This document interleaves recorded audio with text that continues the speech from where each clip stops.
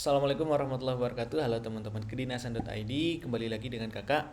Pada kesempatan kali ini nih kita akan bahas nih, banyak juga yang bertanya tentang hal ini, yaitu gimana sih nanti setelah mahasiswa STS itu lulus, itu proses penempatannya hingga menjadi PNS itu bagaimana. Nah, kita akan bahas dalam video ini ya. Oke, yang pertama, jadi di sini teman-teman ada sedikit perbedaan, di mana ada di tahun 2022 ini. Jadi sebelum tahun 2022 itu alurnya adalah calon mahasiswa STS ini mendaftar SPMB dulu. Kemudian kuliah dulu teman-teman. Kuliah dulu selama 3 tahun untuk D3 dan kuliah dulu selama 4 tahun untuk D4. Nah, setelah lulus wisuda, kemudian nanti ada namanya penempatan. Nah, penempatan ini formasinya nanti akan ada teman-teman. Jadi setiap provinsi itu membutuhkan berapa lulusan mahasiswa Polsat STS. Dan nanti di situ lulusan Polsat STS ini akan memilih ke daerah mana. Dan di sini ada proses ranking ya teman-teman. Jadi ranking itu berdasarkan dari IPK. Jadi nilai IPK selama kuliah itu nilai semester, IP semester itu diakumulatif menjadi IPK. Dan dalam tahun-tahun dulu-dulu itu ada urutannya. Jadi misal peringkat 10 besar akan mendapatkan di penempatannya di mana. Jadi ada semacam reward seperti itu teman-teman. Ada penghargaan dari BPS untuk siswa lulusan Polsat STS yang mendapatkan nilai IPK bagus seperti itu. Jadi di sini adalah daftar SPMB dulu, kuliah, baru pilih formasi penempatan. Itu di tahun 2000 sebelum tahun 2022 seperti itu. Nah, tahun 2022 ini ada perbedaan, yaitu ketika mendaftar SPMB itu sudah harus memilih formasi penempatan, teman-teman. Ya, jadi itu mirip dengan skema atau pendaftaran CPNS. Jadi teman-teman sebelum mendaftar itu sudah memilih akan menjadi CPNS itu di daerah mana, akan menjadi PNS itu di daerah mana. Jadi daftar dulu, kemudian milih penempatannya mau di mana, baru kuliah. Nah, setelah kuliah nanti langsung ke penempatan seperti itu. Nah, ini di tahun 2022. Nah, tahun berikutnya seperti apa? Kita tunggu pengumuman resminya ya, teman-teman.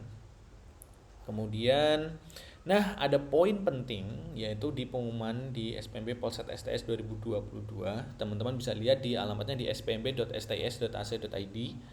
Ada dua poin, yaitu nomor 10 dan nomor 11 yang menurut kakak ini sangat penting dan teman-teman harus pertimbangkan baik-baik seperti itu ya. Pertimbangannya bisa pertimbangan diri sendiri dan juga pertimbangan ke keluarga atau orang tua.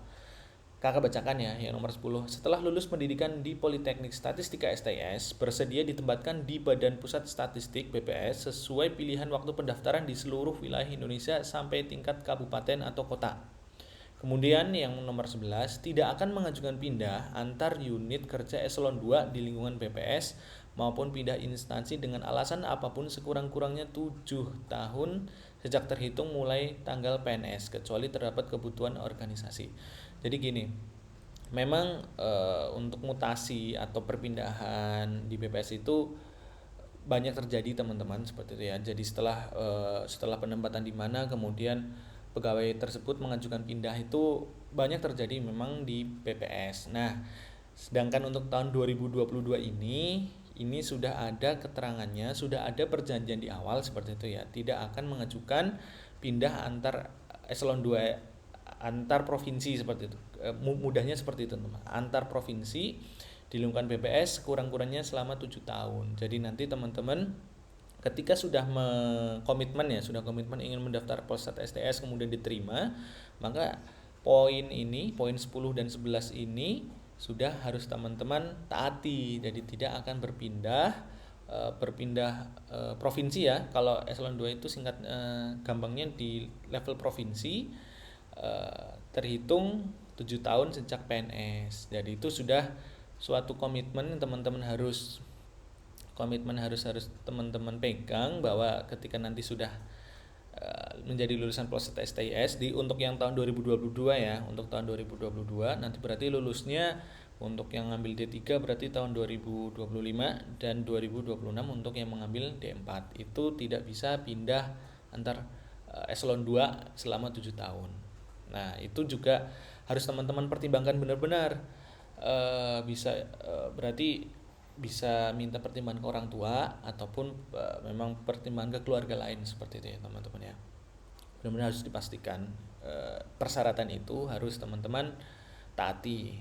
Nah, ini adalah kuota dari masing-masing provinsi. Jadi ini adalah kuotanya. Nah, teman-teman bisa lihat sendiri di halaman website spmb.sts.ac.id. Oke, ini teman-teman bisa lihat tiap daerah itu berapa kuotanya. Jadi ini ya, jadi daftar SPMB, kemudian teman-teman harus lihat formasinya. Provinsi ini buka berapa, provinsi ini buka berapa. Nah, di sini yang ditampilkan hanya level sampai level provinsi, teman-teman. Sedangkan di sini penempatannya itu bisa sampai tingkat kabupaten atau kota. Jadi nanti berdasarkan kebutuhan dari organisasi BPS di provinsi tersebut mau ditempatkan di BPS provinsi atau BPS kabupaten atau kota. Itu nanti ditentukan di provinsi masing-masing seperti itu. Oke, ini kuota-kuota provinsi. Artinya, misal contoh Provinsi Aceh itu membuka 5 kuota untuk lulusan mahasiswa D3 Statistika dan 19 kuota seperti untuk D4 Statistika. Oke, kemudian membuka 11 untuk jurusan komputasi statistik.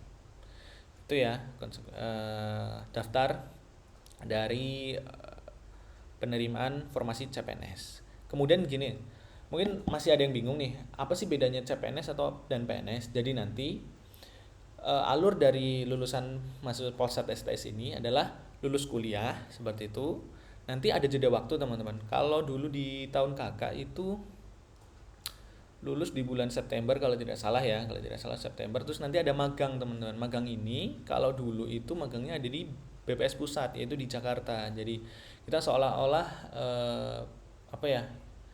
bekerja di BPS pusat seperti itu. Sudah seperti staff, seperti pegawai BPS pusat seperti itu. Tapi masih terhitungnya magang seperti itulah untuk perkenalan sebelum memasuki dunia kerja. Kemudian setelah magang ini akan CPNS dulu, teman-teman. CPNS itu adalah calon ya, masih ada calon PNS-nya gitu. Nah, ini kurang lebih 1 tahun untuk CPNS seperti itu. Jadi proses sebelum PNS ada CPNS dulu 1 tahun. Kemudian setelah CPNS ini akan ada namanya latsar. Jadi itu semacam suatu rangkaian kegiatan untuk teman-teman bisa jadi PNS ya. Jadi untuk menghilangkan C-nya itu, menjadikan calon itu akan melewati proses namanya latsar seperti itu. Di situ nanti akan ada seperti kuliah lagi, teman-teman, tapi kuliah lebih singkat ya, tidak sampai yang bersemester-semester. Itu semacam untuk proses diangkat menjadi PNS. Nah, setelah 1 tahun proses CPNS, terus kemudian mengikuti latsar itu, teman-teman akan menjadi PNS seperti ya. Ini alurnya di BPS seperti ini. Lulus kuliah, magang, CPNS, dan kemudian PNS. Nah, oke, semoga video ini bermanfaat. Sampai jumpa lagi di video selanjutnya. Terima kasih atas perhatiannya. Assalamualaikum warahmatullahi wabarakatuh.